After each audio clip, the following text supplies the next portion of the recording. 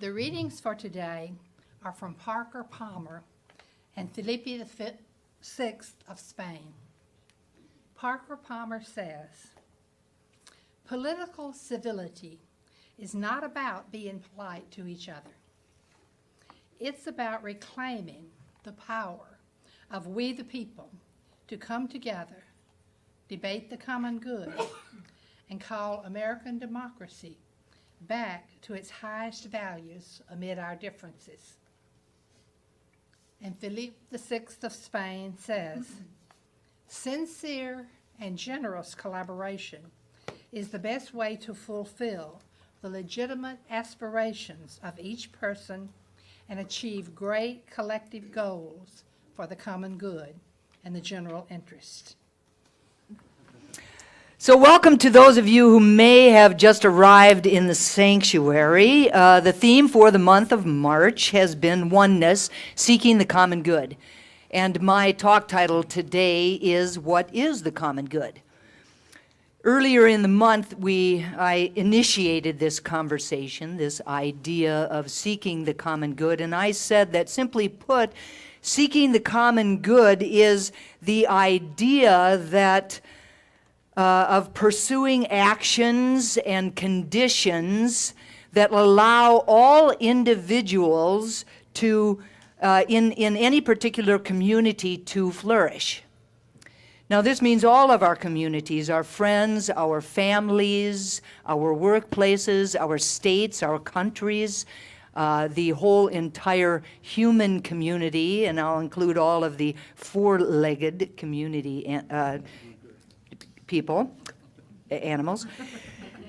Now, we are really at a time in our lives when we really have to come together. And we have to come together in ways that are productive and inclusive and inherently move the world forward in a positive way. Coming together in productive, inclusive, and inherently move the world forward in a powerful, positive way really asks us to define for ourselves what is the common good. And it asks us to ask our neighbors to do the very same thing. Coming together in ways that are productive, inclusive, and inherently move the world forward in a positive way can assist us to find some common ground with our neighbors. That we might not agree with them, but when we find some common ground, we are able to go past the differences and to be able to see some of the really underlying questions that lie behind those differences. Coming together in ways that are productive, inclusive, and inherently move the world forward in positive ways can allow us to actually see each other and to really hear one another. Now, in the simplest sense, the common good is God or love. And if we are not offering our neighbors the ultimate common good, the knowledge and love of God, then we're simply not expressing the common good. Seeking the common good can never happen when we're coming from anger or from fear or from ignorance. Seeking the common good is sustained most deeply when people actually know each other. And when we realize that we are able to choose both individually and collectively either to really contribute to the lives of others or to undermine them. We have that choice. Seeking the common good in its deepest sense means continually insisting that all persons have value, that they all have infinite worth. Coming together, seeking the common good will shape the way that we live with our neighbors and will dramatically change the world that we live in. Now, I get my inspiration for my messages from Spirit in some really surprising and interesting and really wonderful ways. So a couple of weeks ago, I took myself to see a movie. And as you're sitting there already, diving into the bowl of popcorn, and they're showing the previews, I happened to catch a preview for an upcoming movie that will be coming out in April. The movie is called The Best of Enemies. So I'm just going to let you know right now that this whole talk is like, I'm giving you a spoiler alert. And I don't want you to leave, but I do want you to understand that what you are about to hear is really going to fill you in on this movie. I think you're still going to want to see it, though. Now, who here today has lived their entire life in North Carolina? Wow. One person. Who here, awesome, yay. Who here has been living in North Carolina since 1971? Okay, so just a couple more people. Who remembers a woman named Ann Atwater and a man named C.P. Ellis? Great. Now, I didn't know them either. I had never heard of them. I have not lived here since 1971, and I had never heard of them or their story. And so, really, much of what you're going, and the movie hasn't come out yet, right? So much of what you're going to hear me share today comes from the wisdom of Wikipedia. But I'm pretty sure we can, be down with it. Now, I believe that their stories, both individually and collectively, will really reflect this idea of seeking the common good in a way that we will not be able to deny. In order to really understand the story and my reason for telling it today, I believe we have to know the players. Ann Atwater arrived on the planet in 1935 in Hillsborough, North Carolina. She was born one of 10 children to parents who were sharecroppers. Her father was also a deacon of their church who earned only 5 cents an hour. 5 cents an hour. Ann and her siblings also worked on some of the surrounding farms in order to help to support the family. While working on a white owner's farm, Ann Atwater recalls that she was given food only through the back door and only after all of the other white workers had been fed. She was taught that whites were better than she was and that their needs always came before hers. After marrying at the ripe old age of 13, Ann and her husband left the countryside and moved into the city of Durham, hoping that they would find better job opportunities there. Now, at the time, Durham had a fairly large black population, a considerable portion of which was not just poor, but actually middle class. So the poor blacks of Durham had to fight both racial and class divisions, one against the whites who claimed superiority, and the other against the wealthier blacks who really did not want to associate with the lower class. Atwater's husband struggled financially throughout their time together, ultimately becoming alcoholic and very abusive to her. So eventually, Atwater divorced him, and she raised her 2 daughters alone as a single mom. She survived on $57 a month in her welfare check, and struggling to pay the rent through the occasional domestic work that she was able to get in white people's homes. She made dresses out of flour and rice bags, and the only food that she was really able to afford was rice, cabbage, and fatback. The roof of her house was full of holes, and the bathtub actually fell through the floor at one point in time. And in her words, the house was so poorly wired that when the man cut off her lights for non-payment, she could stomp on the floor and the lights would come on, and she'd stomp on the floor and they'd go off. It's kind of like the old version of clap on, clap off.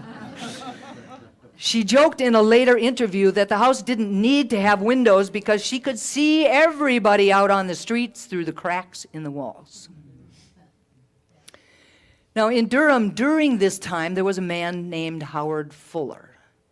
And he was best known for the community organizing work that he did as an employee of Operations Breakthrough, which was a program designed to assist people to escape poverty. Now, Operation Breakthrough assisted the participants to gain the confidence that they needed to realize that they actually could escape it, and then to be able to create the changes that they needed to do that. One day, when Atwater went to the welfare office to see if she could get $100 to pay the overdue rent and avoid being evicted from this really wonderful house, she happened to meet Howard Fuller. She took him to go see her house, and he invited her to participate in his program. The next day, Atwater and Fuller went to Atwater's landlord, and they actually demanded that he repair some of these issues in her house. And to Atwater's surprise, he actually agreed to make some of those changes. To her knowledge, making demands of a landlord was just something that you really didn't do. It was really unheard of to her, and she had no idea that she actually had the right to be able to do that. Now, afterward, she attended the Operation Breakthrough meeting, and she talked with other people that were there about how important it was for the poor to work together in order to be able to get the government's attention to do something about the poverty in North Carolina.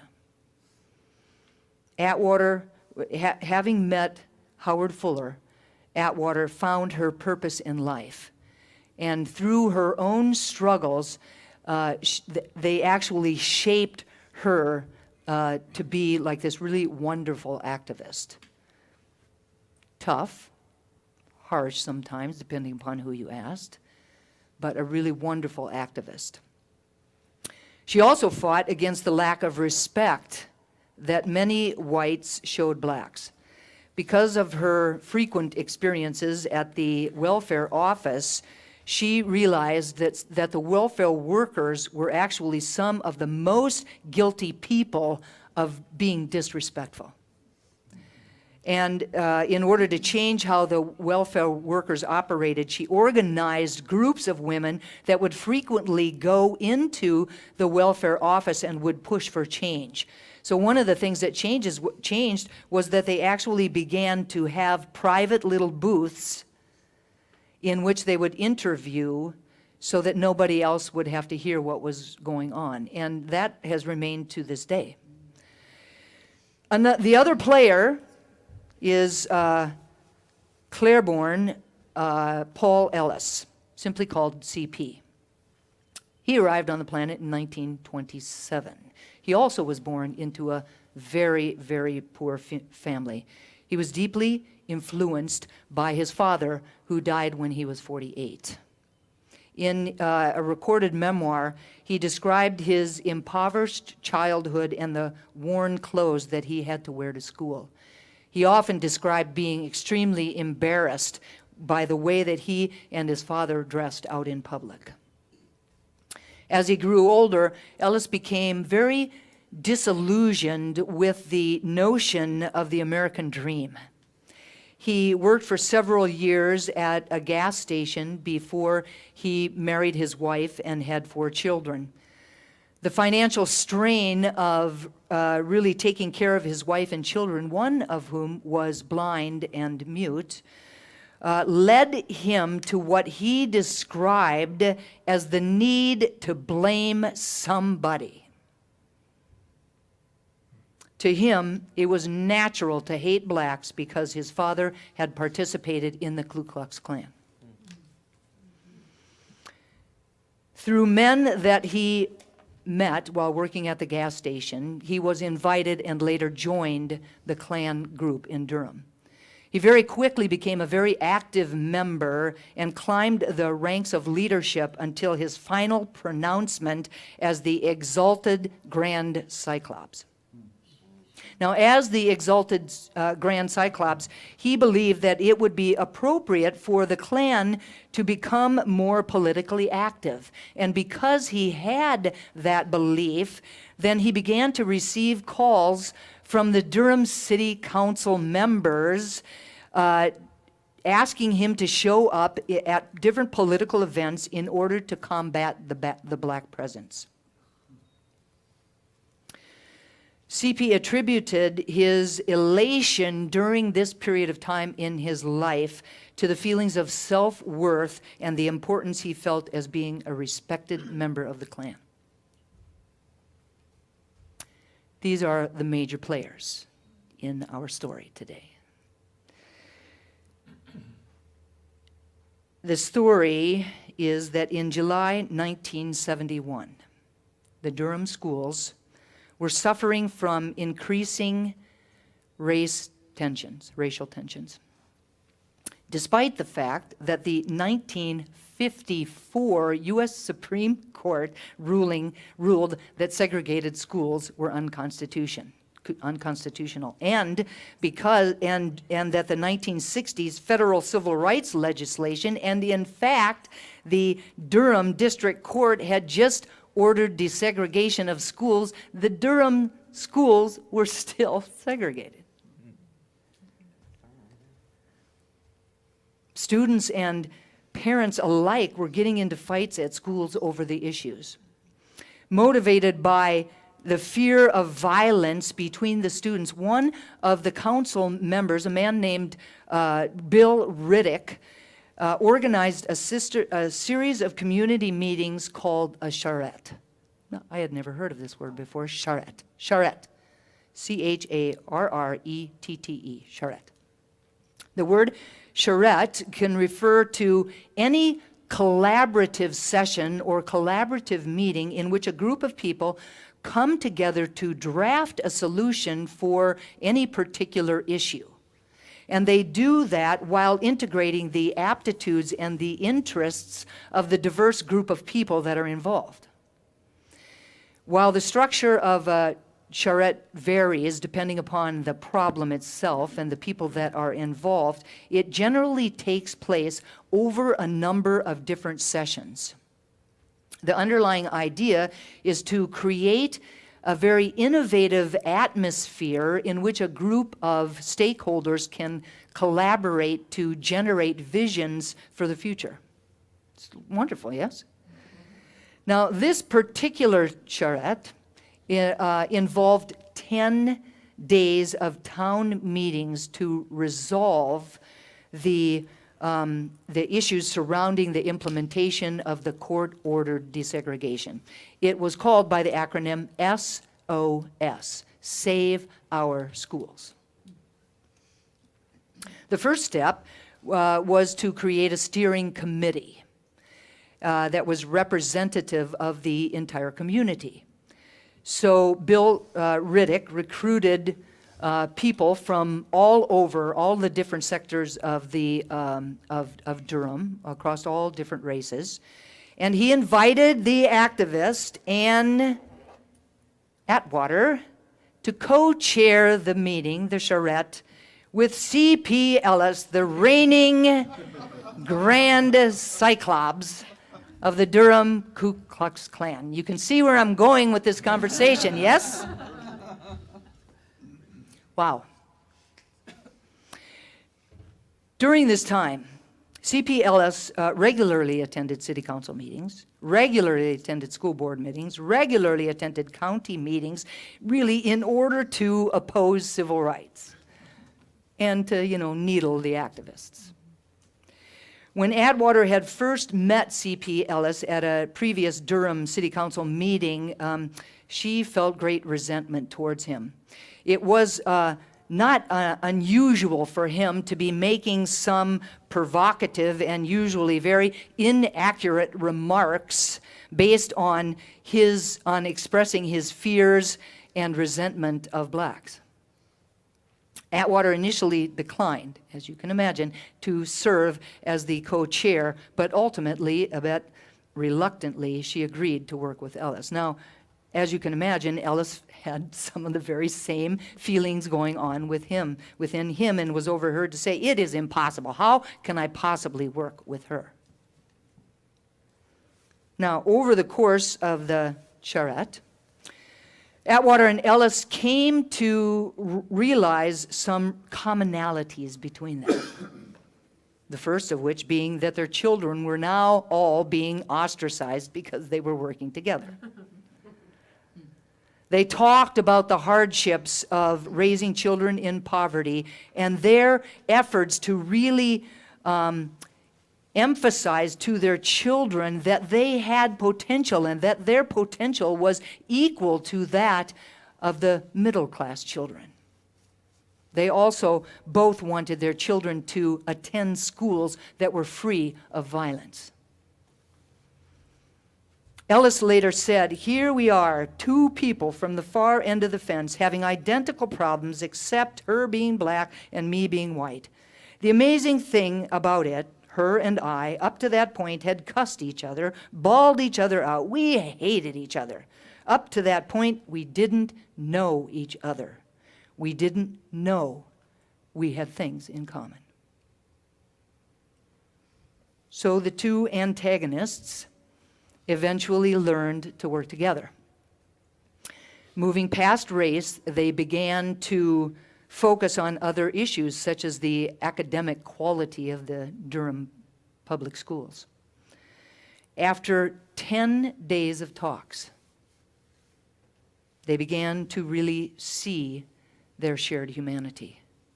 They came to see how they, as poor people, were both oppressed and that their children were experiencing the same kinds of issues. After 10 days of talks, Ellis came to believe that whites, especially poor whites, could actually prosper more from the civil rights movement than they could from segregation. After 10 days of talks, they came to know each other as individuals and not as stereotypes. After 10 days of talks, C.P. Ellis and Ann Atwater became the unlikeliest of friends. By the end of the charrette, Atwater and Ellis presented the school board with a number of recommendations, including giving students a larger say on education issues by actually inviting two students from each of the more major racial groups in the Durham area to be on the board. They also proposed major changes in the school curriculum, including classes that gave more instruction on dealing with racial violence, the creation of a group to discuss and resolve problems before they escalated, and also the expansion in choices of textbooks to include African American authors. On the last night of the charrette, 1,000 people participated, including some of Ellis's fellow Klan members. Standing up at the microphone, Ellis held up his Klan membership card in his hand and said, "If schools are going to be better by me tearing up this card, I shall do so now." And he renounced the Klan that evening, and he never went back to it. For me, this is a really amazing story of what can happen when we intentionally and consciously seek the common good. The story is about two arch enemies who first came together in animosity because of the past stories that shaped their lives, stories that created the biases and the beliefs that they each brought to the table. They saw only their differences, and they felt only their anger and resentment. However, once they actually sat down and talked and really listened to one another, all of that changed. Over time, and really not such a very long time, right? 10 days. 10 days, the unlikely pair was able to eventually see eye to eye. They began to talk about their children and the difficulty that both of their children had in school, and that actually bonded them. Bonded them for life. Their friendship continued on for 30 years. Through working together, they realized that how much more alike they were than different. Entrepreneur, philanthropist, new NFL linebacker, author, and host Dhani Jones says, when it all boils down, it's about embracing each other's stories and maybe even finding that synergy to collaborate for the common good. This true story teaches us now, more than ever, we need to encourage people to come together. We need to encourage inclusivity rather than divisiveness. We need to encourage understanding and collaboration. We need for people to understand that we have far more in common than we could ever imagine, and that we must all have mutual respect for the differences that we have. So today, the invitation is to be open enough to actually sit down with one another for as long as it takes, and to share from our hearts and not from our fear or our anger or our ignorance or our resentment. The invitation is to be curious enough to ask the deeper questions and open and receptive enough to really listen to the answers, even though we might not agree with them. The invitation today is to have mutual respect for our differences, and yet to be able to see beyond them to our shared humanity, and to remember that we are more alike than we are different, and that what unites us is the common good and a world that works for everyone. The bottom line is that if it could work for these two people, for Ann Atwater and C.P. Ellis, it can work for any of us in any situation about any issue. As always, it is our choice. So the question that we can ask ourselves today is, how am I going to show up? Who am I going to be for myself, for each other, and for the entire world?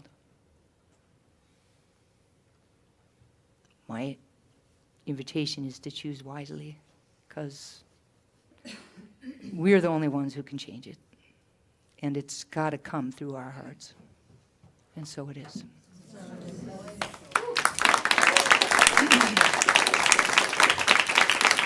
So I invite us to turn within.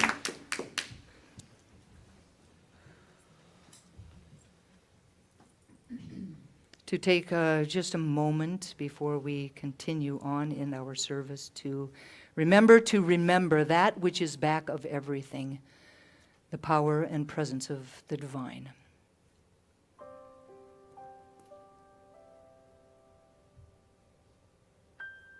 With my eyes closed, I can feel that presence. I can feel its peace. I can feel its joy. I can feel its love. I know that it is more powerful than anything else there is, that truly nothing can stand in the face of it, that it all falls to the wayside from which it came. I know that I am one with this power, that I was created by it in its image and likeness, that right where I am, God is in its fullness. I am a hologram of that which God is. And just as I know that this is true for me, I know that it's true for everyone here today, everyone at home that has invited us into your home. And it's from that place of unity, connected by this golden thread of God stuff that weaves itself throughout all of life, that I speak these words about and for each of us individually and collectively. Truly knowing that we can create a world that works for everyone, a world in which we see the face of God in everyone we meet. A world that honors our differences, our uniquenesses, and yet sees beyond those differences to our shared humanity. In this moment, I know for each of us that we are way more alike than we are different. And as we stand in that truth, we open ourselves up to really listening to one another, to allowing collaboration and understanding and openness to fill our hearts, open our ears, and allow us to meet someone right where they are and find a way to walk down the road together. I believe that if it can be done by Ann Atwater and C.P. Ellis, it can be done by us. And so I say yes to that for all of us today. I claim ease and grace around it. And I'm so grateful to know these words and to speak this truth. So grateful for the power of prayer, knowing that these words are loosed into a law that only ever says yes, that they are clothed in form even as they are spoken, and so I speak them and I release them, letting go and letting God be God. And I invite each of us to anchor this prayer for ourselves and for each other and for the world simply by saying, and so it is. Amen.